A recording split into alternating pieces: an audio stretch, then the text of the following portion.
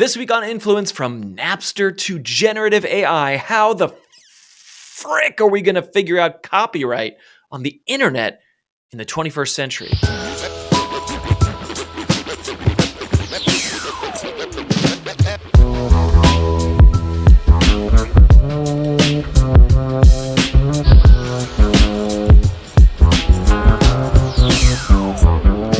Hello, friends and listeners. Welcome back to Influence with me, Matt Silverman. I've been covering the internet and technology for, decades, centuries at this point. I am forever fascinated by the online communities that coalesce in this digital space, the information superhighway, as we've defined it many times here.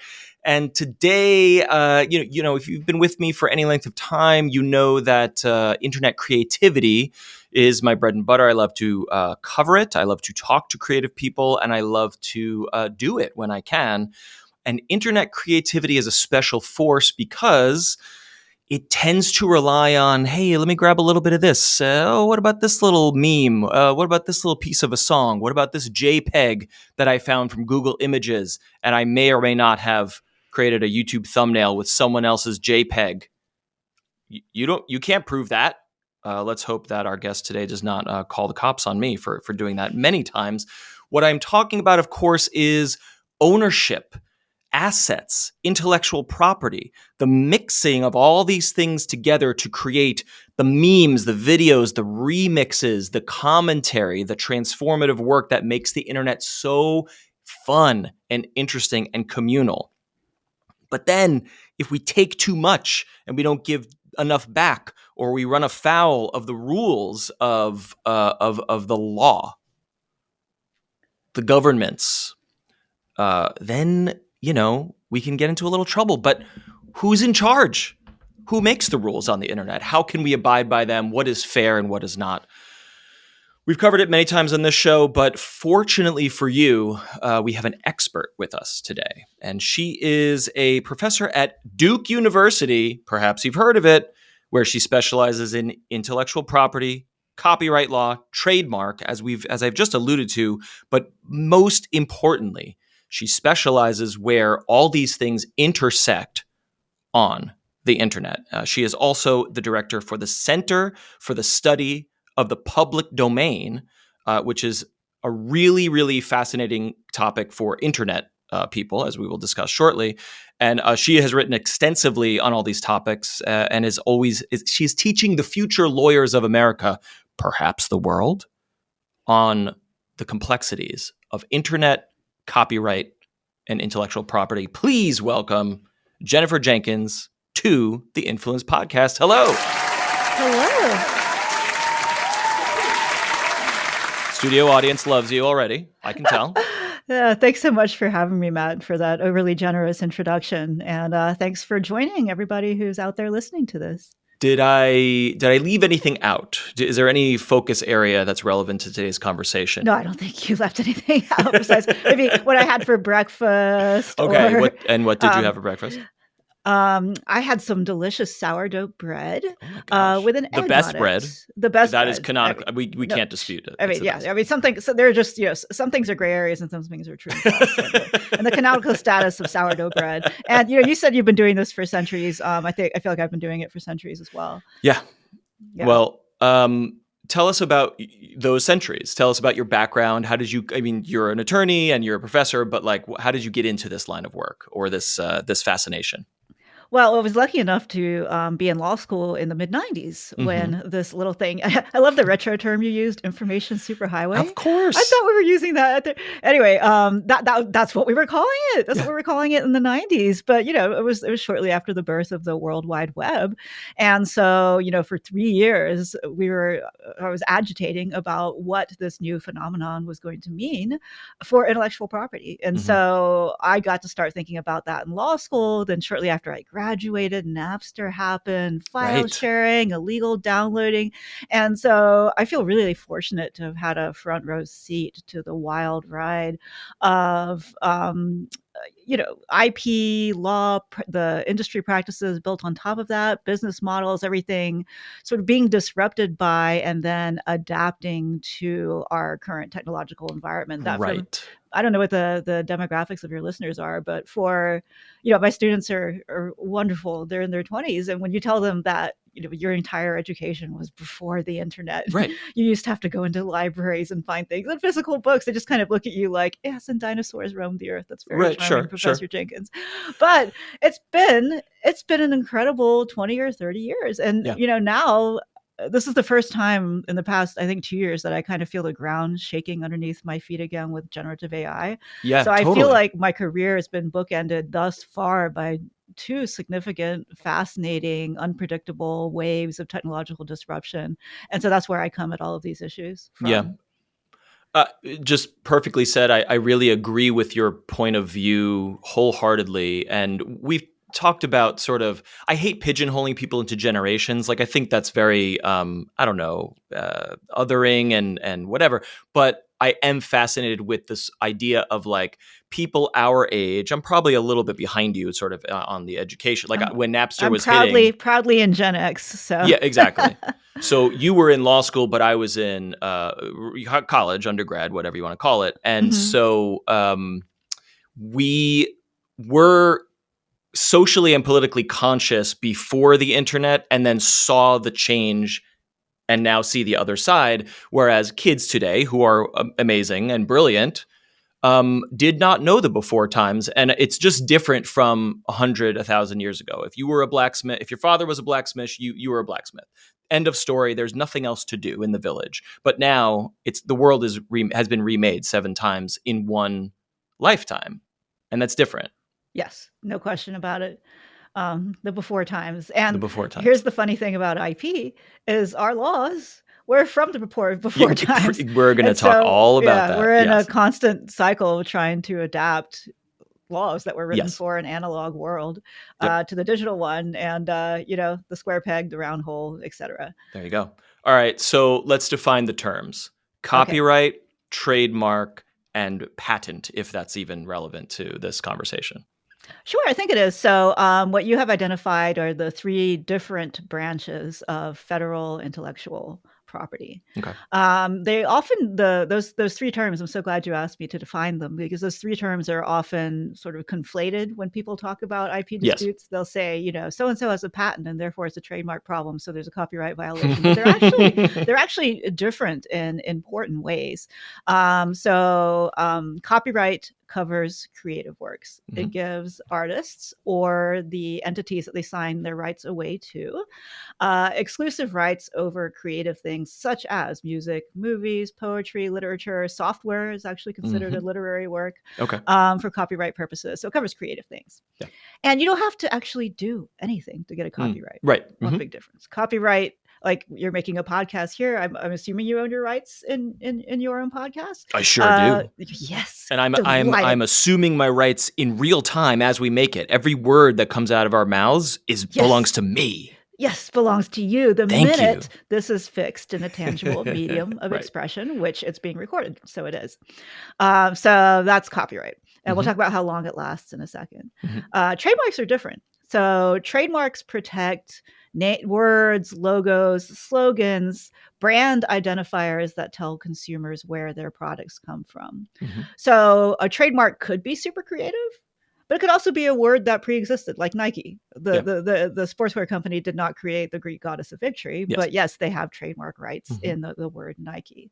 Patents are yet another different thing. Patents cover, instead of creative stuff, they cover innovative stuff, inventions, discoveries that have to meet a very high threshold of novelty, of being non-obvious improvements to a person in the field. Okay. And for utility patents of being useful. So just to give your listeners a concrete example, if you grab your phone that you might be listening to this on, and you look at it, there's a bunch of copyrighted stuff in your phone. Music, your photographs, the stuff on Instagram, movies, the software that's running your phone. That's the copyrighted stuff. If you look on the back of your phone and, you paid extra for an iPhone like I did, you'll see the logo of the Apple with the bite taken out of it. You could think of that as a drawing, but most prominently, that is a trademark because it tells you that you paid extra for that phone because you're actually getting an Apple product. Right. And if some other electronics producer could stick that logo on their phone, they'd be infringing your trademark because me, the consumer, I was expecting an Apple phone and I got duped into buying a phone from someone else. So that's trademark law. And then there are over 1,000 patents that read on your phone in a single smartphone or an iPhone. Yeah, 1,000 patented phone. technologies. Yeah, over 1,000 patented technologies. I love this. You must do this with your students. Of like, all right, everyone, what's the device? What is the thing we all know? Well, here's all the stuff inside, right? Yeah, so we do all these examples. So if you think of all the technology that makes your phone work as wonderfully as it does, there's a bunch of patents on the battery and the camera and the touch screen, and just all the technology. The brilliance of Apple, the hardware, the software that is in your phone. So that's just a concrete example with one thing that we've probably all interacted with today of what copyright, trademark, and patent covers. The one key thing to know about patent law, though, is you don't get a patent just by coming up with something brilliant. Okay, right. In order to have a patent, you actually have to go through a process in front of the government agency called the U.S. Patent and Trademark Office, and you have to satisfy the patent examiner who works there that your invention merits a patent. If you do, then you get 20 years of very strong exclusivity over that invention. Okay. All right. Everything you just said is going to weave into the rest of our conversation, those three categories. But now let's throw one more concept on the pile here, which is public domain. When copyright, maybe other categories here, you'll tell us when this goes for a certain legally specified amount of time, a copyrighted work enters the public domain. What is the point of that, and how does it work? The point of that is it's a built-in feature of the intellectual, not the intellectual property, which could be interesting, but the intellectual property system. And the point of it, we can just use your podcast as an example. You own your podcast. That's awesome. If someone starts, putting your podcast everywhere and making money off of it and, I don't know, streaming it publicly in theaters because it's so good without your permission, you get to stop that, right? That's good. You're an owner. But every creator, I write books, I create things. Every creator is simultaneously both an owner and a user. So, I heard some music at the beginning of your podcast. You mentioned, and we'll get back to this later, all the things that are online. Maybe you want to make a meme. Maybe you want to throw an image of something I'm talking about on the screen. Right. That stuff might be owned, might be copyrighted by someone else. And so in the intellectual property system, copyright included, there's this constant balancing act between the control that people need and they want over their creations and the freedom that allows them to use prior creativity in their own creativity, because it's very hard to create in a vacuum. Right. We don't create ex nihilo. And so there's a special clause that's just about IP in the US Constitution. And it says, hey, Congress, you can pass copyright and patent laws, but in the United States, it's for the purpose of, quote, promoting the progress of science and useful arts. And that balance between what's owned and what remains free is part of how we promote the progress. We want podcasts like this. We want your next book. We want your next movie. And we want a scheme, a system that gives you the right control, the control you need, but also the freedom to draw upon not only the public domain where we're dealing with older works where the copyright's completely expired, but also unprotectable features of existing works. So copyright never protects ideas. So like the idea that the internet's fascinating. If you just came up with that, no one had ever thought of that before. And someone listens to this podcast and comes away with like, that was a really good idea Matt came up with. You don't own that idea standing alone. You own your expression of that idea, the beautiful string of words you put together in order, right, that you summon from your brain in order to describe that idea to your audience. Facts are never copyrightable. And so, say we unearth some fascinating data, 50,000, hours of YouTube we're listening to in the last millisecond, whatever.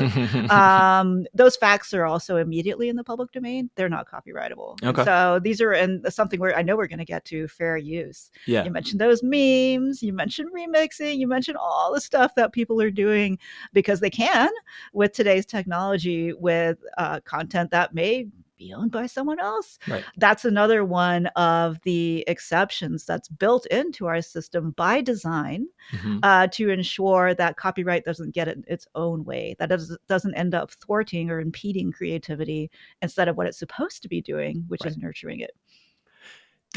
This is, you have explained this to me before, and it's a mind-blowing idea, because it's like, hey, we have to we need a legal framework to both protect and promote ideas, to allow ideas to flourish while also just protecting them.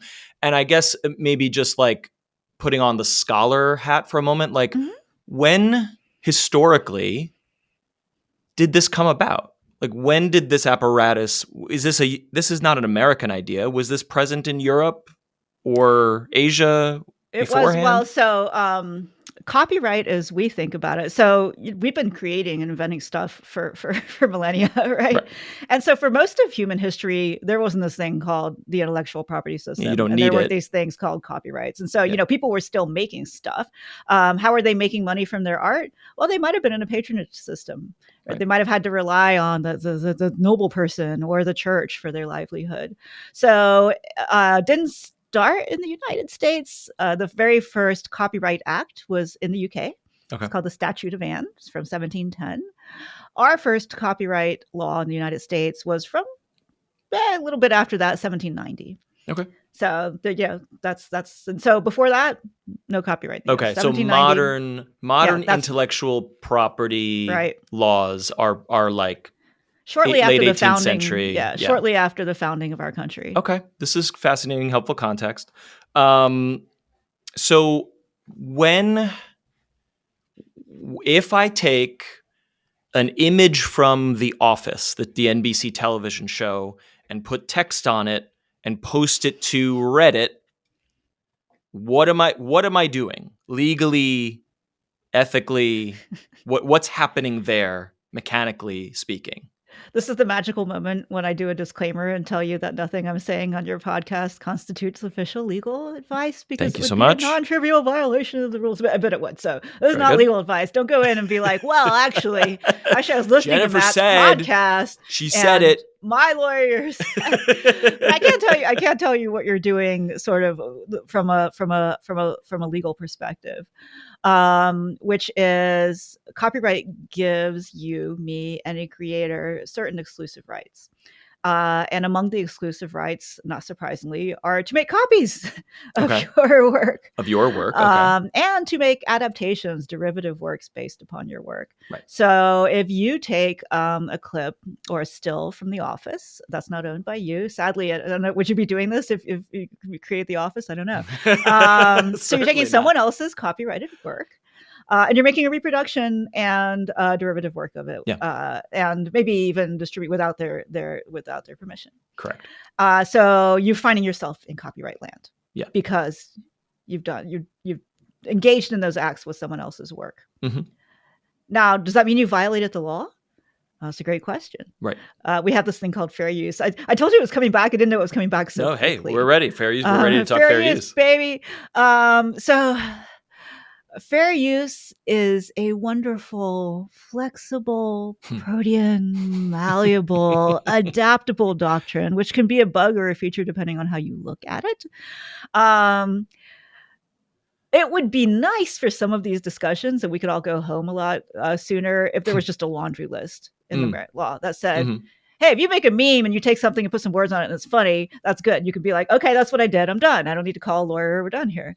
But imagine trying to create a laundry list that predicts every use that we like that someone's going to be making of someone. It's very difficult to do. Right. So instead, what we have is this thing called the fair use doctrine, which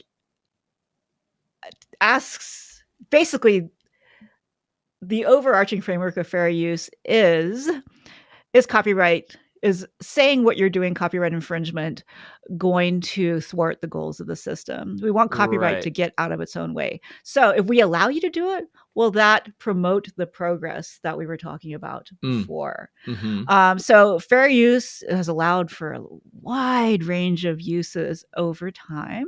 And really, really, really, really broadly speaking, the view from 50,000 feet, the main considerations is what you're doing something socially valuable, something good, something we Mm-hmm. like, something we want to see out there? Mm-hmm. Or are you just ripping somebody off? Mm-hmm. Okay. So that's not the legalese, but that's basically what That's we're the looking at, the right? Is it a philosophy good of it. thing? Or is it exactly the kind of thing the copyright holder should be able to stop you from doing and Yes. extract money for? Yes. And then another big consideration is, are you interfering with, supplanting any of the legitimate markets that the copyright owner has that they Right. should be able to expect to get paid for? Mm-hmm. And so applying that to the scenario that you just suggested, I'm not surprised. Never ask a lawyer for a straight answer, right?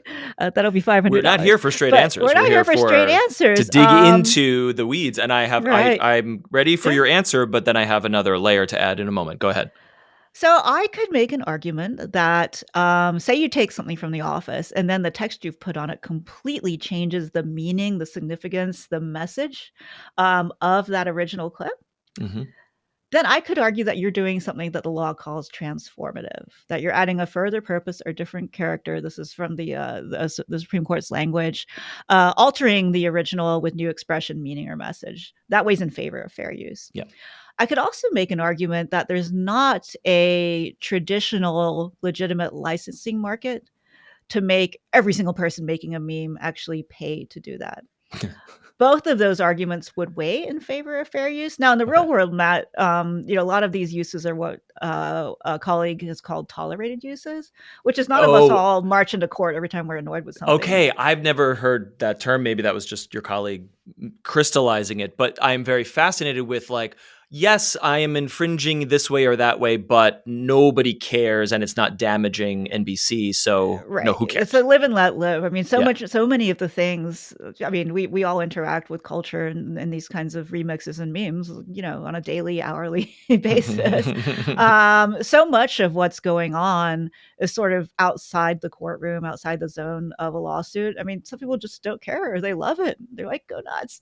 Yeah. So, the question of whether you're technically violating the law and whether anyone's going to A, notice, or B, care, or C, care enough to come after you, they're two separate questions. Right, exactly. Right? Okay. So to add one more level on it, I am not, no one is going to look at my Office meme and then say, like, great, I don't need to watch The Office. I'm not damaging the market value of The Office. Right. Also, possibly transformative. Also, I'm not making a penny by posting a meme to my 20 friends on Reddit or Twitter. Hey, you're better than me. Thank you, Matt. I forgot to mention, if it's non-commercial, it's not a slam dunk. So a lot of people assume if I'm not making money, I'm clear, which is intuitively appealing. That's actually not what the law says. So you can still be infringing copyright even if you don't see a cent. For sure. But if what you're doing is non-commercial, that also weighs in favor of fair use. Okay, so we're ticking all the boxes in favor. But here's my question, which gets into, like, the weird internet. The platform that I post to generates ad revenue when I post content. Meaning, when me and my 20 friends post content, we scroll, we see an ad. Twitter, Reddit, YouTube makes money on the copyrighted content that I posted. Yeah. Now, where are we in the? Do you share? It's tolerated, but do you share in that ad revenue? No, I do not. In this example. Okay, so the definition of commercial is also has that was attractive. Is also broader and mushier than simply money changed hands. Okay. So if you read through some of the case law, I'll give you a concrete example because we mentioned Napster already. There was a question of whether, when people were, back when Napster happened a long time ago, when they were downloading music to, in their dorm rooms, that didn't seem commercial because they weren't getting paid. They weren't paying any money. It was free, right? That was the whole definition of music. It was free. But the court in that case said, well, we think that definitionally that is commercial because they were getting for free something they would have otherwise had to pay for. Right. And so in your example, if you're just because you're not getting paid, if you're still benefiting from using that material in your podcast, for example, by booking shows or like in some other way, like if it leads to some ultimate pecuniary career benefit from you, you could argue, and again, I'm not saying 100%, but you could argue that at the end of the day, stepping back, that's commercial. I prefer a cleaner definition of it. But back to your original scenario, the mere fact that someone else is getting ad revenue doesn't conclusively make what you're doing commercial, but Right. commercial is not limited to did money change hands for me. Yeah. So I guess it's more, I'm more wondering like, if a platform benefits from my infringement, even if I do not, then do they get in trouble? And that goes, what's the law? Is it secondary liability? Yeah. Oh, the I don't know. DMCA 512. Okay. Yes, so, exact. DMCA. So you want to, yeah. So one of the most fascinating things about copyright these days versus copyright when I went to law school and copyright before the World Wide Web is we used to think of copyright largely as content regulation. Okay. Is your novel too much like mine? Did you rip off my photograph? It was two creators on either side. And, you were just talking about whether one work infringes another. What happens with the World Wide Web is copyright migrates from being largely content regulation to being a very prominent instrument for technology regulation. And the reason is just what you talked about, because the question is, under what circumstances are we going to hold platforms or technology producers responsible for the infringing activities of their users? Right. And that area of law falls within the framework of something called secondary liability. By the way, the apologies in advance for all the legal terms during this podcast. Your listeners are probably like, I thought we got to hear from like influencers and internet creators. As long as we define them, look, my day job is like, hey, okay, stop with the acronyms. Just please rephrase that. But you're doing great. So acronyms. Keep going. So in copyright, there's the direct infringer. That's the person who's making that reproduction we talked about, making that the derivative work. That's the person who's actually infringing one of the exclusive rights themselves of the copyright holder. So in the case of Napster, it was all the kids in the dorm room who were downloading music illegally. Right. And it is illegal. And it was illegal. It's still illegal. Hosting those files on their computers. Napster did not host making the data. Right, exactly. Peer-to-peer. So that's another interesting, it's a very interesting That's case. the direct infringer. I love that. And so the question for the technology producer is secondary infringement, where the platform's not actually doing the infringing, but they've set up a system that allows both, and this is the thing about systems, both legitimate legal uses. If you were putting that public domain Mozart on Napster, that's fine. Or if you were putting up your own song because you wanted it up there, that's fine. So it allows both legal stuff, but also allowed, in the case of Napster, for a vast amount of illegal activity. We call these sort of dual use technologies or dual use platforms, where some people are legit, some people are not. Quick question on that language: allows versus encourages. Yeah. Does that matter? It does. So I don't know if you're going to edit this. Your listeners want to know this because there's three kinds of secondary liability for copyright law. No, there are though. There's three strands and they're different things. So there's three theories under which the platform can be liable. The first is called contributory infringement. That's when they know or have reason to know what's going on, and they facilitate or materially contribute to it. That's one. Okay. The second one's called vicarious liability, which is different. It's not a knowledge standard. It's if they have the right and ability to control what people are doing, and they receive a direct financial benefit from the infringement. And the third one, which we've only had since 2005, in this case involving Grokster, is called inducement. That's when they promote or encourage, take active steps to bring about the infringing activity. So there's three different theories with different prongs. Under which technology producers and platforms can be liable for the infringing activity of its users. But I got one super important safe harbor that I should mention quickly.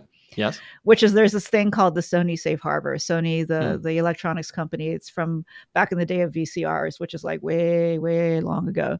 But if your technology is capable of substantial, commercially significant, non-infringing use, then you're off the hook for a subset of contributory infringement that's premised on constructive knowledge. Okay, I'm just going to stop there. So see how complicated that is? So Capable of. capable. Yeah, it's future looking.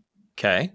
So back in the day, Betamax, the Betamax, which was an early video cassette recorder, they were being sued for the unauthorized videotaping by their users. Yep. And went all the way up to the Supreme Court. This is back in 1984. Because TV networks felt that people were stealing television from the airwaves. Yes.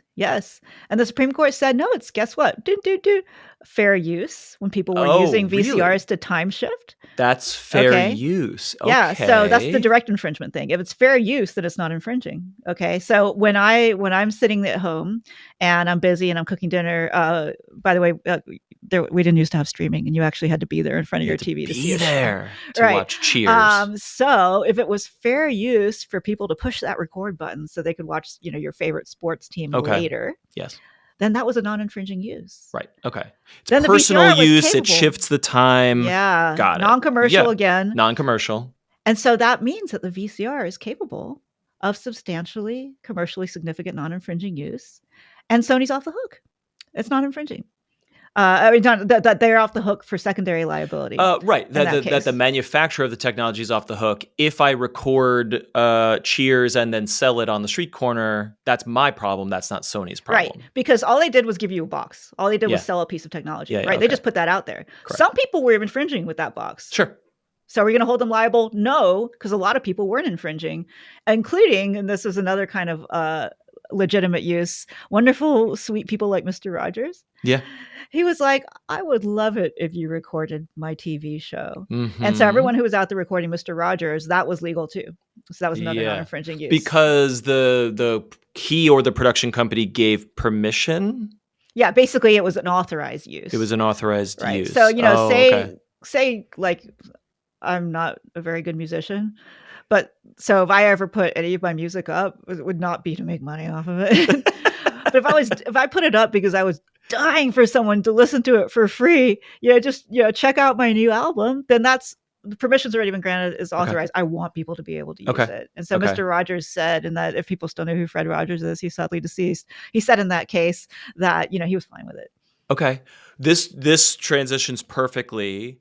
And the VCR Betamax thing, I've always noted that as such a landmark case, but it maps very well to internet law and obviously needs updating, but it seems like the analogy in the case law is there. So now let's talk a little bit about this permission and what I view as, hey, what if we came up with a way for people on the internet to give permission to use creative work? Mm-hmm. And that ultimately became codified as Creative Commons, right? That's what Creative Commons does. Yeah. It's not codified in the sense that it's not in the code, like the U.S. code, like legal language. Yeah. But it exists. It's a private solution. It's private. Okay. Yeah. So explain Creative Commons, but then also like if it is used or violated, can it end up in court? Can Creative Commons as a concept be legally tested? Does that make sense? I guess so. Yeah, I think I can answer that question. So I'm going to start with how it came about. And, just for this is some of the background that you mentioned at the beginning of our discussion. But why did we even need something like Creative Commons? So in the past, it would have been very difficult for you, me, any of your listeners to violate copyright, particularly at scale in a way that anyone cared about. Yeah. I mean, if I was doing something in my household, no one's going to notice, right? People didn't have the equivalent of a recording studio or a printing press or a broadcast tower. Guess what? Look back at your phone. Now we all have that. It's got all those things now in I'm one. messing around with that clip from The Office that you talked about. Yeah. It's out there and someone might notice. So now this is a sea change. Our activities trigger copyright law all the time. another big sea change. It used to be that in order to get a copyright, like really like before 1978, you had to actually register your copyright, Mm. or put a big old copyright notice on it that says Circle C 2024, your name, Matt. And Um, like the whole like mailing it to yourself, like that's called, postmarking yeah, it, is that fake or is that that's was that a fake. thing? That's Okay, okay, fake. that's a myth. Yeah, Great. that's if you go to a copyright office website, they call it poor man's copyright, and they have like a little rumor alert thing where they're like, they're like, just so you know, there's Yeah. absolutely no legal significance to mailing something to yourself. Love it. But under current copyright law, you don't have to put a copyright notice on it to own it.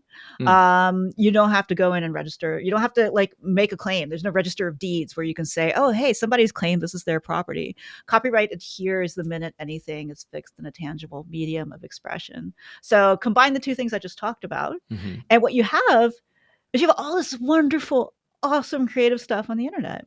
And you've got all these things that people want to do with it. But we don't know who owns all the stuff on the internet. If there's not like a claim there that says, call me, this is my thing, right? Mm-hmm. You just find a photo online.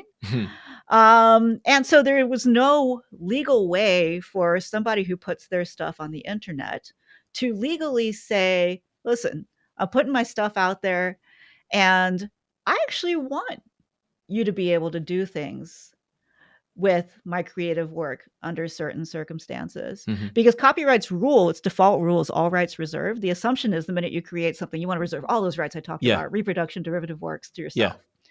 But in fact, there are lots, millions, billions of things under Creative Commons licenses because a lot of people, myself included, because my day job is working in an academic institution, Mm-hmm. that I actually don't care if you share something that I write. In fact, I want you to share it. Mm-hmm. I'm trying to communicate with the world here. I want you to remix it. The idea of default is like, yes, I'm fully protected, but I have to like turn the default setting off. And there was no like official way to do that until Creative Commons. And so this is mid 90s. When did CC come about? No, not mid 90s. This is in the aughts, the early aughts. Is it? Yeah. Okay. Yeah, this is early aughts.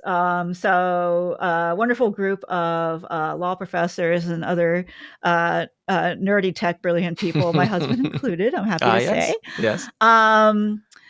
They said let's build something to enable the kind of sharing that people wanted to do legally online. Right. And they came up with these Creative Commons licenses that allow people, instead of choosing the default all rights reserved, to choose some rights reserved or perhaps no rights reserved. Mm. And so they created these licenses, which licenses are legally binding, not part of the Copyright Act. Okay. Creative Commons licenses that allow someone like you, someone like me, I'll take myself as an example because all my stuff's under CC licenses, that if I make a book, if I write a book or I write a blog post or an article and put it up online, you'll see the little icons at the bottom that say, I've put this work under a Creative Commons license. I own the copyright, absolutely. But my license, I want you to be able to share it, to remix it, and I'm telling you this affirmatively now. You can see it right there in the icon without my permission. And the choices, the Creative Commons license has a bunch of different choices. Right. So the most generous license is a CC0 public domain license. It's like no rights reserved. Right.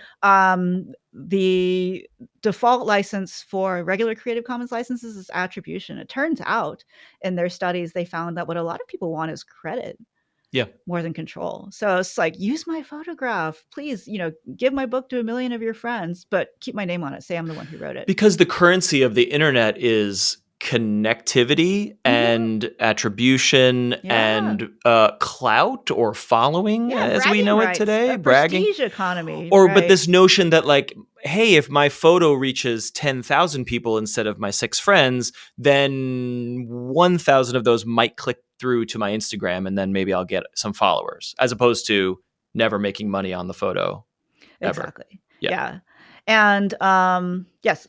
So what's like everything on Wikipedia is under a Creative Commons license. Wikimedia, MIT's OpenCourseWare. There's lots of open educational things, lots of creative, photographs on sites like Flickr. There's billions of creative items on the internet that are under these licenses that allow anyone who wants to remix it, not even to have to go through the thought exercise that we just did with The Office, Mm-hmm. because that the rights have already been granted. And Right. you can see from the Creative Commons license, one choice is you can use my work, but only non-commercially. Mm-hmm. So if that's what the author wants. Or you can allow commercial uses. Another choice is, well, you can use my work, but you have to share your reuse of my work under the same terms as I shared mine with you, sort of a Right. Yeah. viral Right. open source type license. So you Yeah. can It's really see, cool. yeah, it's really cool. So it keeps everything open going forward. So that's what Creative Commons is. Yep. It's a mechanism that enables the sharing of creative material and reuse of creative material online. If you violate the license just goes away, and you're back in regular Okay. copyright Yeah. land. It, So it reverts back say to the right, default say settings yeah, then. like say I take something under a non-commercial license and I put it in my book and I start selling a bajillion copies of my book, Right. then I violated the license. Yeah. And the license doesn't disrupt fair use at all. Mm-hmm. So, Mm-hmm. fair use is still there. It's a separate thing. It's adjacent, but it's not. Right. Yeah, that makes So sense. that's Okay. how CC works. And my guess is, like, I don't know who owns the music that you started the podcast with, but at least here in the law school, a lot of the stuff we put out, we just go find Creative Commons licensed Totally. music because we know we can use it. Yeah, it's great. This song is licensed from a music library, and I liked it, and I said, "Hey, give me that," and I paid money for it. So you paid money, nice. I paid money for music, ladies and gentlemen. That's right. So anyway, that's the quick and dirty introduction to what Creative Commons is. So I have long been fascinated by, obviously we want to protect rights holders and we have this apparatus and the law is fairly clear, except you cannot stop people from uploading anything and everything to the internet. And when I started working online and on YouTube and things like that, when rights holders would identify copyrighted material, they'd be like, shut it off. You can't do that video. Your account's blocked. This video's banned, blah, blah, blah. And that, I presume, I never worked at YouTube, but I presume that became like this massive time suck and money suck. Massive teams had to like deal with Universal Music and Warner and movie studios and whatever, managing all this stuff. And so at some point, I remember this vividly of like uploading stuff to YouTube and they were like, hey, that's from this movie and it's owned by Universal, but we've identified it. They're letting you keep it up. The video's cool. And if we run ads on this video, it goes to Universal. It doesn't go to you. And I was like, what? We can keep this online? What is this sorcery? I'm 100% infringing. And the studio's like, no, it's cool. And they struck these deals with platforms. And now it extends to TikTok, Instagram, etc., where like music and clips are all baked into the platforms and you can use whatever you want. It's just that the content ID systems, robots, algorithms, identify it instantly, say, you own this, money goes here, we're all good. Mm-hmm. And then you fire all the people who used to work on those teams because you don't need them because robots are doing it. And it's great for creators, but it was another watershed moment for the internet, I think. And it's the internet we know today. It's the social internet that we know today. So like, do you have any insight of like how that came about and also like upsides and downsides of content ID rights attribution on the 50,000 hours of video that were just uploaded to YouTube in the last second? You know what I mean? It's crazy. It is crazy. I think the numbers, I can't keep track of the numbers, so it's mind-boggling. I do have some insights in that. Please as a matter of fact. I'm excited. So it's two big old things happened. Two things happened. One is a legal legislative change from Congress, and then one is the Content ID system, which is a private system using technology and contracts, the deals between YouTube, just to take the YouTube example, and all of the content owners, that was built on top of that. So the first key thing that happened was the DMCA. I'm not going to sing YMCA, but you can. Wait, hang on. Can you reveal that name of that law again? Digital Millennium Copyright Act.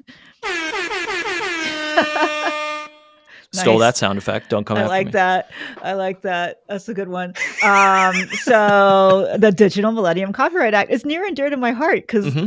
that's what we were arguing about when I was in law school. I Yeah. graduated in 97, and the mid Okay. 90s was the sort of lead up with the green paper and the white paper and all this in Congress that gave us the 1998 law, the DMCA, which is an acronym for the Digital Millennium. Sounds very grandiose. Yeah, that's cool. Copyright Act. 98, though. I'm glad you put it in time because I couldn't quite remember. That's when we passed it, was in 98. And one of the things in that law was this thing called a notice and takedown system. So the Digital Millennium Copyright Act has a safe harbor for qualifying service providers. And by service providers, I don't mean just ISPs. Yeah. I mean service providers such as YouTube, such as Instagram, such as Twitter, someone who's providing a platform, a service online. Yeah. And one of the safe harbors says to them, hey, we know, like you said, you can't stop it, right? You know where you can stop it. We know people are going to be posting copyrighted stuff on your platform without permission. So we're going to give you a safe harbor, but only if you play ball. Okay. Right? Only if you do what you're supposed to do. Okay. So if you are storing infringing material at the direction of a user, such as YouTube, if I post, a soundtrack of somebody else's music to my video, YouTube gets the safe harbor so long as the minute they know about the infringing material, they act expeditiously to remove it. And some other stuff. But basically, the key thing there, which is the precursor to Content ID, is the notice and takedown process. So the old laborious way that things would be taken off of a site like YouTube is the copyright owner would file a compliant notice and say, hey, listen, someone just posted my thing on your site. The onus was on the holder, the copyright holder. Exactly. Then YouTube's supposed to take it down. Yeah. And as you said, like, that's just not... that's not feasible at scale. So what YouTube built on top of that is what you just mentioned, the Content ID system, which is an automatic filtering system. So if you're the content holders, they give data dumps of records of all of their material that people might post on YouTube. So YouTube has all of that in its database. Digital fingerprints. Yeah. And then they have a matching algorithm that if someone posts something and it matches that material, hey, it's matched a copyrighted thing. And then the copyright owner has the option to choose beforehand between blocking it. So, you get the frowny face, your video is not up there anymore. Yeah. Monetizing, which is increasingly popular. That's where you talked about ad revenue and Universal getting your money, right? They can get 55% of the ad revenue. And it's so smart because it's like, hey, we could pay a team of 1,000 people to constantly file copyright complaints with YouTube. Or we could just make money on all the infringers. Right. So if you're thinking about it, it's amazing. And I mean, from there have been some interesting academic studies about, works that were in relative obscurity that someone posted on YouTube and suddenly there's an income stream. Oh my gosh, absolutely. Wouldn't have existed before. Yeah, that's a great point. Right. And then they have the option of tracking various data. So that's I think you mentioned upsides and downsides. So I feel like I need to go there. Yes, please. I know that the weaponization of DMCA and Content ID. Right. So that's the world that we live in with all of these platforms, is automatic filtering system that have effectively replaced legal code, what I told you was on the books, with a parallel system of computer code, or to use another professor named Larry Less's terminology, he says East Coast code has been replaced with West Coast code. So the happy story is kind of the one that you just sketched out, which is it's an efficient, practical, manageable way of dealing with these enormous volumes of content. And a lot of content actually stays up. So good for you, the poster, and generates income for the copyright holders, good for the Universal and for YouTube. So good for platform and content. Happy story, right? Yep. These things don't always work as planned. But on the other side, as a practical matter, it means that these filtering systems can end up dictating what stays online and what goes down. And the matching system is both imperfect and opaque. So sometimes it's under-inclusive and misses infringing material, but often it's over-inclusive and will tag fair uses, things that are perfectly legal. I mean, like Birdsong was tagged as something copyright. Stuff from NASA, everything from the governments and the public domains, not copyrighted, was tagged as something that's copyrighted. I, as a professor, have made what I know, 5 out of 5 dentists agree, to be fair use, like such as like I'm talking about a music copyright case, and I play like tiny little clip so you can hear it what the music sounds like. That's fair use, people. Yes. You know, I've had a content ID claim, so there's the problem with these systems. There's no judge on a chip to distinguish between infringing and non-infringing uses. And sometimes things that are perfectly legal get taken down. And because AI, like algorithms and AI are scary. Yeah. But they don't fully understand the context. They are listening for the match. They are not listening for, oh, Jennifer played a clip and then she talked about it in a legal context. That is different from infringement. Yeah, Bots exactly. don't know that. And in fact, like I write this article every year called Public Domain Day. And so I posted something that had like copyrights expired. It was from like 1923. Okay. This is how I discovered your work, as a matter of fact. Yes. Oh, awesome. I love it. This, I mean, you shared about Steamboat Willie, which we may or may not get to today, but go ahead. I posted something that had no copyright. It was public domain. Yeah. And it still got content ID tagged. And, you know, I filed a dispute and I got the content ID claim removed. But a lot of creators don't actually contest content ID claims because they're worried they're going to get 3 strikes and their whole channel is going to get taken down. Yeah. Okay. And so they're basically, not availing themselves. Like, just for you as an example, you said it's actually been great. Have you ever posted something that you thought was legit and gotten either the video blocked or a content ID claim? Not blocked because I understand the rules and I don't intend to maliciously infringe. But what I will add here, if it's useful to anyone listening, is like, you may think YouTube is there's no humans there, but when I appeal a strike, or not a strike, but like a content ID or whatever, like, as you're saying, within an hour, a human being is like, yeah, okay, I took a look, and like, it's not a personal message, but it's like, yep, we checked it, you're good, it is fair use, carry on. So I love that story. That's awesome. Jennifer's point, I don't know if that's normal, but to Jennifer's point, like, please appeal if you know you're correct, just appeal. YouTube will fix it.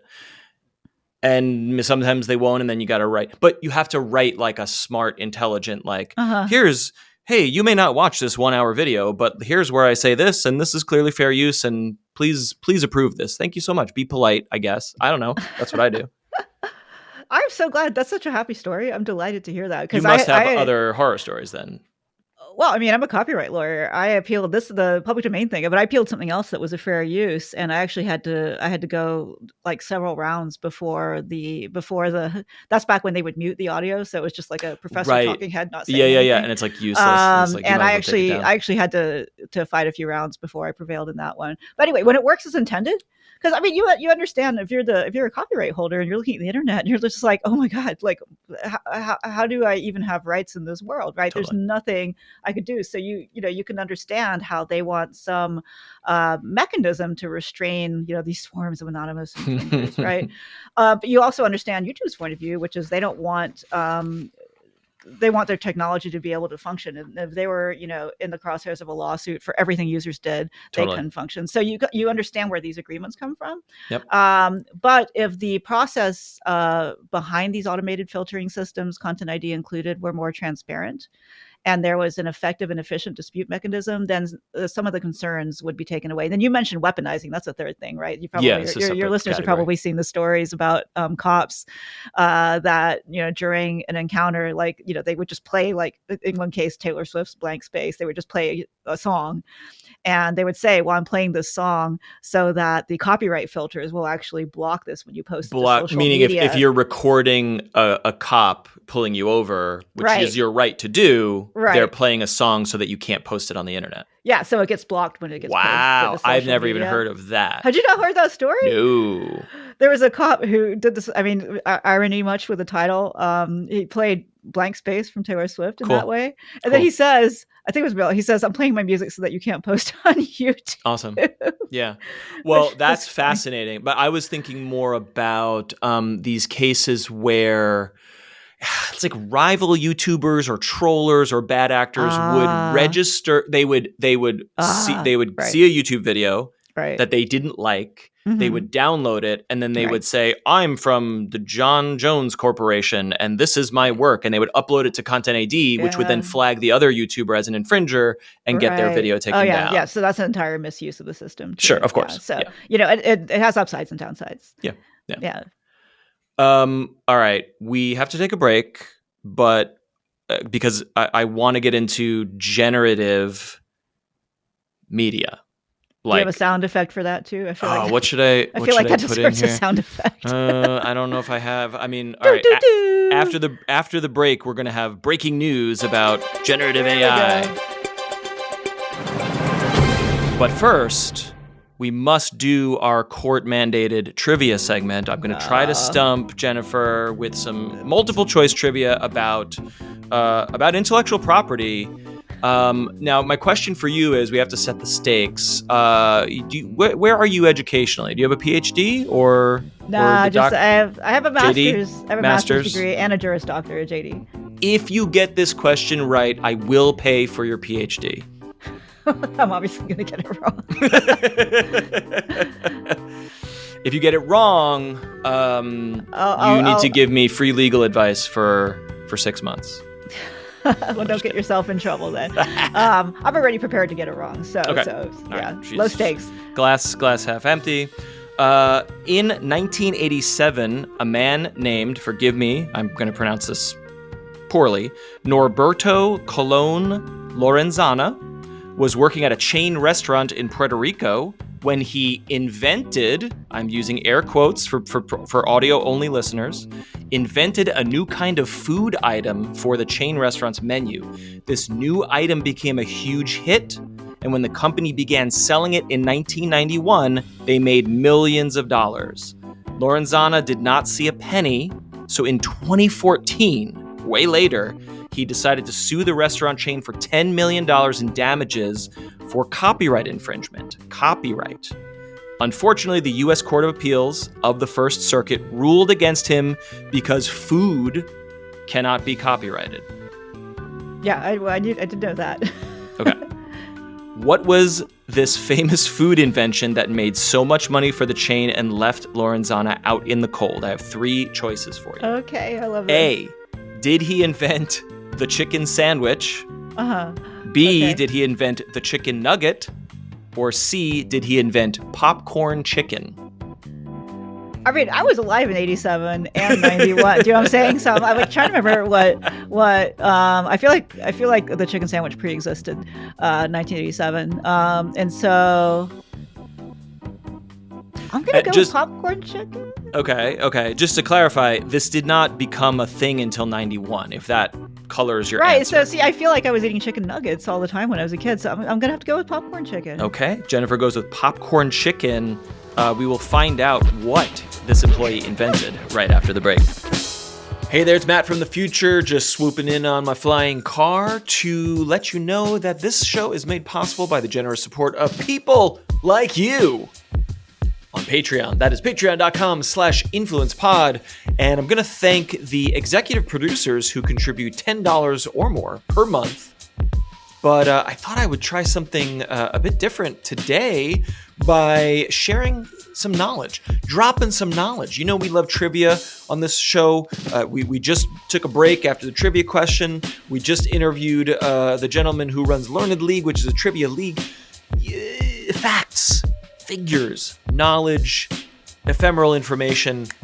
You always get a little bit of that from this show. So as we queue up the Patreon, I'm going to hit the good old-fashioned random button on a website that I like to call wikipedia.org. Speaking of copyright and Creative Commons, I think Wikipedia is entirely in the public domain, or is it entirely in Creative Commons?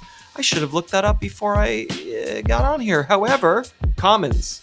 Yes, It's common. It's a commons of some sort. And before I thank the $10 contributors or more, I'm going to click random and let you know that Slatina is a small dispersed settlement in the western Slaven hills in the municipality of Kungota in northeastern Slovenia. You didn't know that before you listened, and now you knew. Now you know it. If this is not valuable to you, I don't know what to tell you. It's time to thank the executive producers. Their names are William Duran, Dominic Kerr, and of course, Bowie Barks. They contribute $10 or more per month, but you don't have to contribute that much. It's like a Netflix subscription, or 1/3 of a Netflix subscription these days. You can contribute $0 and subscribe to the Patreon for free to get a little email newsletter about what's popping on the show. Or you can contribute as little as $1, $3, I think, to get perks and ad-free episodes and, ways to communicate with me and other listeners, other fans. Thank you, everyone who subscribes, who hits the like button. And now it's time to answer that very important trivia question. We're back with Jennifer Jenkins, professor at Duke University School of Law, talking about intellectual property, copyright, trademark, all that good stuff. Before we get into the synthetic media, generative AI stuff, which is just, as she mentioned earlier, probably the next wave of unknown for the internet, we must answer the trivia question. What did a gentleman who worked at a fast food restaurant in Puerto Rico claim he invented in 1987 when he sued this chain for $10 million in 2014, a little bit later? Was it A, a chicken sandwich, B, the chicken nugget, or C, Jennifer picked popcorn chicken? I always give guests a chance to change their answer. Remember, your PhD is on the line. Have you had second thoughts during the break? I'm hungry now. I am. My stomach's like, you just had lunch. You said you had lunch. I know. Before I had a crab cake though. I feel like I should have had some kind of chicken. No, I'm sticking with the popcorn. She's sticking with C. The correct answer is in '87, Lorenzana created a chicken sandwich, which he named the Pichu, P-E-C-H-U sandwich. His employer, which was Church's Chicken, ran with it in 1991, and it was a massive hit. While the Copyright Act protects novels, films, music, architecture, and some forms of art, culinary creations are left out in the cold, which I actually wonder why that is. The judge says, this is Judge Jeffrey Howard, ruling, a recipe or any instructions listing the combination of chicken, lettuce, tomato, cheese, and mayonnaise on a bun to create a sandwich is quite plainly not a copyrightable work, end quote. Yeah, Section 102B of the Copyright Act makes that very clear. But listen, if you write a cookbook, your cookbook is copyrighted. Of course. Your photos are, your stories about being in the kitchen with your grandma. It's just the take 2 eggs, separate the yolks, put in a cup of flour. It's just the process of making that food. That's what copyright in the U.S. specifically does not cover. Philosophically, though, for a moment before we move on, if I combine these 7 words into a sentence, copyright, protected. If I combine these 7 ingredients into a food, no good. Yeah, Why? I mean, it's defined. It's thought of as it's interesting. It's thought of as a process for how to do something. Just like just a process of here's how you fix your car. Take these 5 steps, or here's how you smelt this kind of thing. That's but not a chef. within... Look, I'm not a foodie, but a chef might argue that this is their art and this is their work. If they are creating, right? Okay, so I'm obsessed with food, so you're speaking my language here, and I have actually talked to chefs about this. Okay, and what's really really interesting. There's this wonderful professor named Eric von Hippel at MIT, and he actually studies this. He had a really check out this research study. We could all do this. He had to go eat at a bunch of Michelin 3-star restaurants in order to do his research. Anyway, he came here to speak, but he did a study about. Of course, chefs think of their creations as their creativity. So, in the absence of old-fashioned traditional copyright protection, the work of him and others has essentially found that norms, within the industry, govern what kinds of copying are and are not okay. So, I Yeah. mean, you can talk to, if we have any chefs listening, chef friends, if there's something like, if you're a sous chef somewhere and you go and open your restaurant and you just basically, ripped off all the recipes of your former colleague. Yeah. If that means you're never going to work in this industry again, right? If there's norms that prevent that behavior, sometimes that's the way these things get regulated. I'm not doing his research justice, but norms are powerful, and norms are powerful, and the social pressure of a professional group is powerful, but it's not legally binding. No, we're talking about norms. Yeah. You can. So a recipe can be a trade secret, like the 11 herbs and spices. Oh, right. Speaking Okay. of chicken. Yeah. Or the top secret formula of Coca-Cola. If you actually keep a secret, and so some recipes are trade secrets. If you put it out there, though, it's not a trade secret. Okay. Right. But like I said, there are other, a lot of people do very well writing cookbooks because there's a lot of other copyrighted stuff in there, even if the recipes themselves are not subject to copyright protection. Okay. All right. We'll do a whole separate episode on food copyright in the future. But let's get back to the internet, because we are in the midst of, a complete sea change. Sometimes you want to just dismiss a lot of this AI garbage as like, it's all, everyone's rushing in and there's all this investment. It's a bubble, and it probably is. But the actual stuff that is happening just this week, and I'm probably talking about it on next week's show, of like Google LM, where it's voice synth has been good for a long time, but now it's like you can just dump a document into this Google notebook thing, and out comes a podcast, and it sounds like real humans talking on a podcast, and it's really shockingly, disturbingly good. You can generate any image, you can generate video now, and some of it's a little janky, but some of it's really quite amazing. And so I am of two minds about this. This is my philosophical take that I would love to drill down onto your legal expertise. One is, as you said at the top, no one creates in a vacuum. So if I make a song, I am drawing on influences from hundreds, if not thousands, of other artists and songs that I have listened to and consumed and analyzed over the course of my life. So that is the human creation process of art. It is derivative, but it is transformative, right? Now we have AI that has listened to and scraped and analyzed millions, billions of pieces of content across the internet, many of which are copyrighted. And now an algorithm is synthesizing an image or text or analysis. On one hand, that is the same as a human doing it, from a sort of it analyzed copyrighted work and then made a new work. But for some reason, it feels icky, it feels gross, it feels like a violation, because it's doing it at unprecedented scale, and the benefit seems to be it's going to Microsoft or Google or corporations. It's not attributing that influence back to the artists in some way. Mm-hmm. So I struggle with how to feel. I'm scared of it.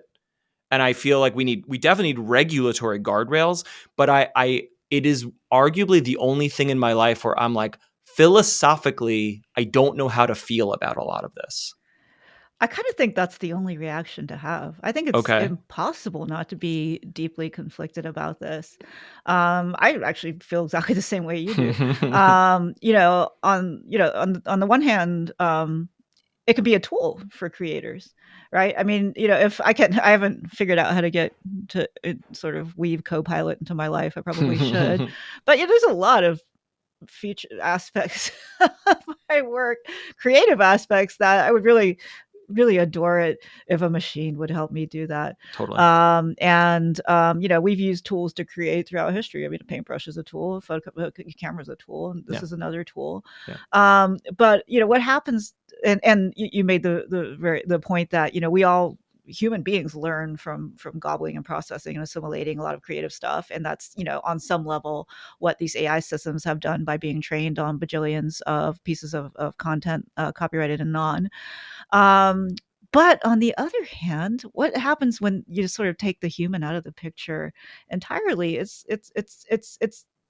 disturbing and kind of creepy, because for me, art has always been a dialogue with the human being on the other side of the line. It's a reflection of lived experience. A song, when I listen to something, it means something to me independently, but also because of the person who wrote it and the person who's performing it.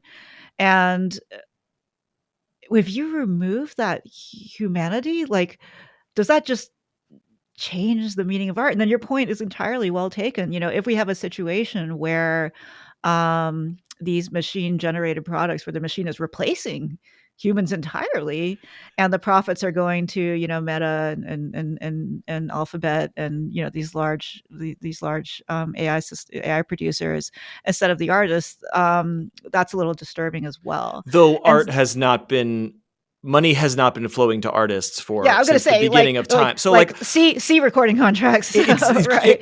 And sorry, it's a separate topic, but like, people who get mad about Spotify streaming, I'm like, I get it. I'm with you. Right. But if you had a record deal in the 80s, you also would have no money. You would make no money from your record sales. So, okay. So, yeah. So, I mean, I basically see, I'm conflicted too, because I see that. I teach this to my students, and I love talking to them about it, because I put, the best possible case, like glowing flowery utopia, and then the wildly dystopic vision, and then we just sort of, we're off to the races and we all argue about it. But first of all, we're early stages yet, but it's uncanny how good some of these AI tools are, and I'm conflicted. You said philosophically a few times. I'm conflicted philosophically as a creator and a consumer and a listener, and just someone who loves artistic works. Yeah. The legal question is a little more focused, and it's related to the training that you mentioned, and the learning, which is, there's over 24, I think. Anyway, a lot. Okay. There's a lot of lawsuits pending right now. Yeah, right. And they keep popping up. Yeah. They keep popping up, whether it's the New York Times or, Suno Audio or whatever it is. And the lawsuits, are from different plaintiffs against different systems and have different specific claims. But at the heart of most of those lawsuits is this issue, which is fair use. It's coming back again. But anyway, is the question of whether it is legal or not. In other words, whether it is or is not a fair use to train your AI system with copyrighted material without obtaining permission first. That's the big ticket current question. It's literally transformative work. It's identical to the human process. Right? It's really rather transformative. You're creating, in fact, they're just learning from patterns to create something entirely new. That sounds rather transformative. But now, boy, does it look like there's some market harm here, huh? There you go. Right. Very good. Because first of all, it's if what the AI spits out is the same as what the copyright holder's spitting out, there could be substitution there. But also, we look at not only markets for the original work, but also legitimate licensing markets of the copyright holder. Okay. And copyright holders are now inking deals with AI systems. So there is a market there to actually do it. Interesting. Yes. Okay. Right. So in a funny way, that's similar to Content ID of like, hey, we can't fight this. So what if we just link up so we can make everything work for everybody? But bringing it all together, if that's the future where we're looking at deals, on the one hand, that's great, right? We can just all we have deals and we're all set. On the other hand, guess who can make the deals? It's the big content holders and the big technology producers, Okay. right? They have the wherewithal. I mean, if you can, the concern is that if the enormously large players who own tons of content on the one hand and who make the dominant AI systems on the other hand, if they can ink a deal, that's fantastic for them. But it creates potential barriers to entry. Because in Yeah. effect, it means they can pull up the ladder after them, and it becomes very hard for the next startup, right, to be part of that system. And so Yeah. that's the concern with the let's make a deal solution, is that intends to entrench the dominance of the major players. See YouTube. Yeah. Uh, See what's now going on in the AI space. I mean, that's capitalism, so we don't have to Right. solve that today. But you really are blowing my mind. The solution, it's never solved, but one way to address it is to figure out, hey, you are allowed to train on my work, Mm-hmm. and then if someone generates a painting and that algorithm referenced my painting Mm-hmm. in that synthesis, Mm-hmm. I get 3 cents. Mm-hmm. We don't Yeah. know how these synthetic models work. We Right. don't have insight. But if we can make a law that says you must attribute when you learn from, then it's like Content ID, and everyone wins with the asterisk of it's messy, it's complicated, but Right. at least we have some mechanism. I never thought of that, and I think that is a way forward here. People are talking about basically, well, I mean, that's already happening, is Great. expanding this kind of automated system. There are, there's some complexities, like, say I'm using DALL-E or Gemini or whatever, and I'm like, make me an image of a cat on the moon. And so it makes an image of a cat on the moon. How do I know where every pixel that made that cat came from? It's a cat. It could have come You from don't a million have to different cat things. know. But then how do we get user the money doesn't to have the to right know. place? Yeah, the tech company has to know and attribute. So the question is like, well, how do we hold That's them the black accountable? box, though. What's going black on? Box. Oh, I think this is my husband at the door. Are we live, or can I just? We're live. Tell him thank you for creating Creative Commons. Just a minute, dear. Can I just open the door, though? Yeah, go for it. Well, because he brought me. I'm just going to. This is real life coming into the podcast here. I will not be editing this out. Maybe I will. Oh, okay. Truly, though, I never thought of this as a way forward. It wasn't hubby. It was. And this is tremendous. Sorry, I'm doing all this stuff, and I have that was our tech person, ironically enough, okay, for great. my class later. As with, there's so many things that are always true. The devil is in the details. Absolutely. And big disclaimer: I don't understand the technology right. well enough to know no whether one does any except 7 sort people. Of solution to get the micropennies to the source of every pixel is feasible. But people are working on it. People smarter than me. Wonderful. And we'll see what happens. And we'll see what happens in the fair use cases. I mean, if it's deemed to be a fair use, then that does level the playing field to some extent, because new AI producers know they can train. But then that maybe that doesn't solve everything, including remuneration. So we are early stages yet. You and I were even older and more mature, and say we've really done this centuries ago.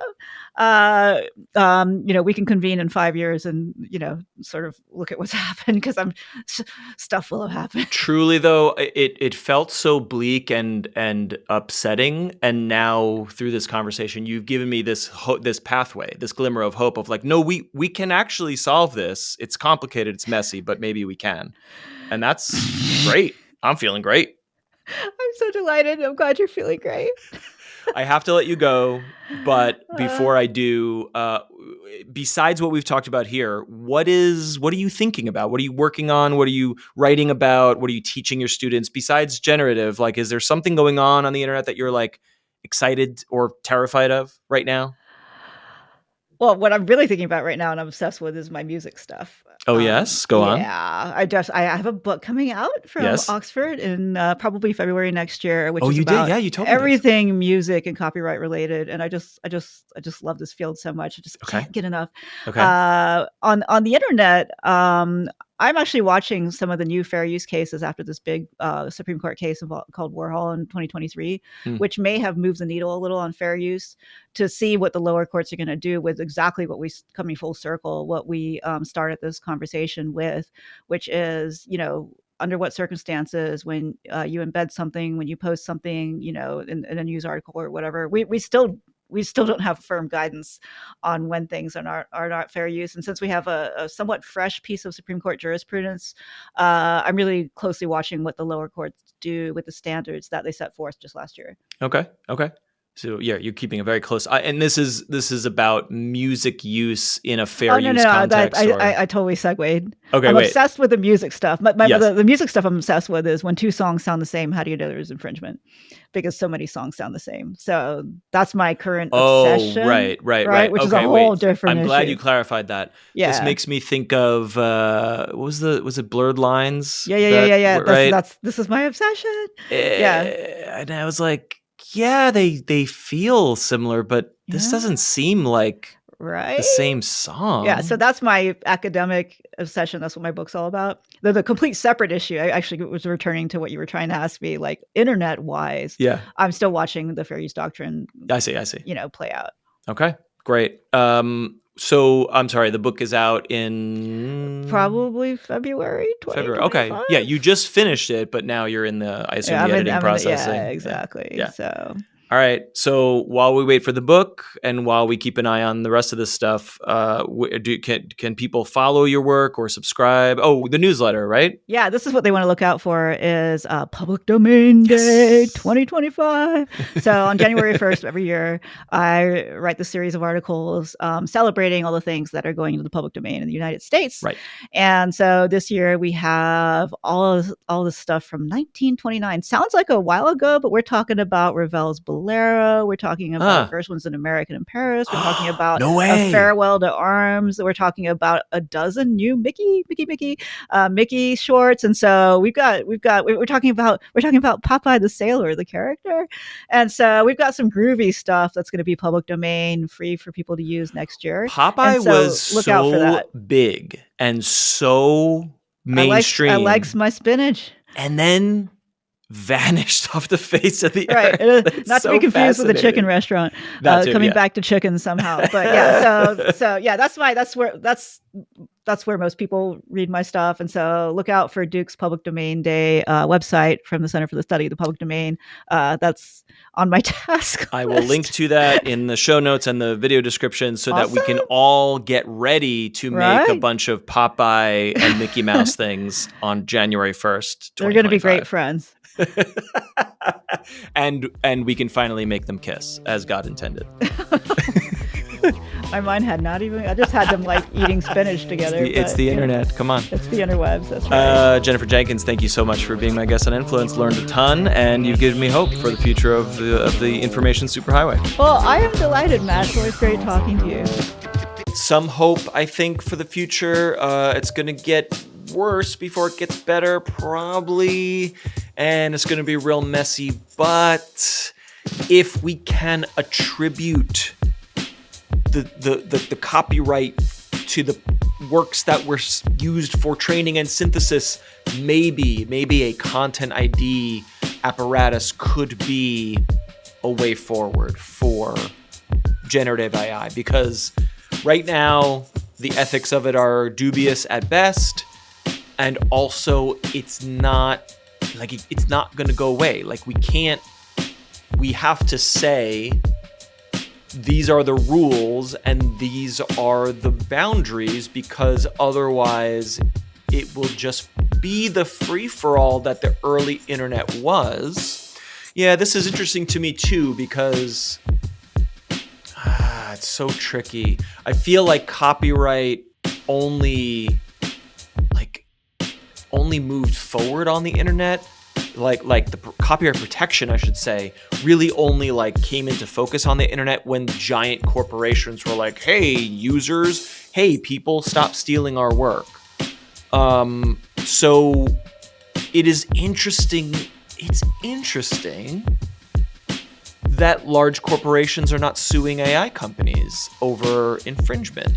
Maybe they are. I didn't really ask Jennifer this, because I think when we get worried about AI, we worry about the little guy and gal. We worry about independent artists whose work is getting ripped off, and they historically do not have much of a voice in big legal battles. But if Universal Music and Sony and whoever else says, hey, stop training your models on our movies and music and whatever, then that might have legs. But I don't know. I hate to be cynical, and I hate to be like, hey, let's wait and see. But anyway, we do need this sort of, we do need to compel these companies to open the black box and say, okay, when this image was generated, it came from this. Is that even possible? Do the creators of this technology even know how to do that and build that? And if they don't, we need to put, pause these models and perhaps rebuild them with that fairness in mind, and hopefully that legal regulation in mind.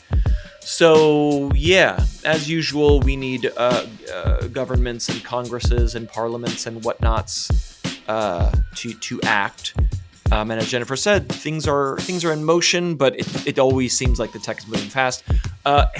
Hey, EU. We don't really know how to make a lot of laws here in the U.S. So if you could pick up the slack on that and get some laws made, that would really help us out. Thank you so much, Europeans. For now, I'm gonna get out of here, but please share the show with someone, leave a review, subscribe. If you are watching the video version, liking and subscribing to that channel is always very useful. And of course, leave an email, leave a voicemail, and pop over to the Patreon for ad-free episodes, patreon.com/influencepod. And as always, please be kind and rewind your podcasts after you're done listening to them. And I'll talk at you in 1 week's time.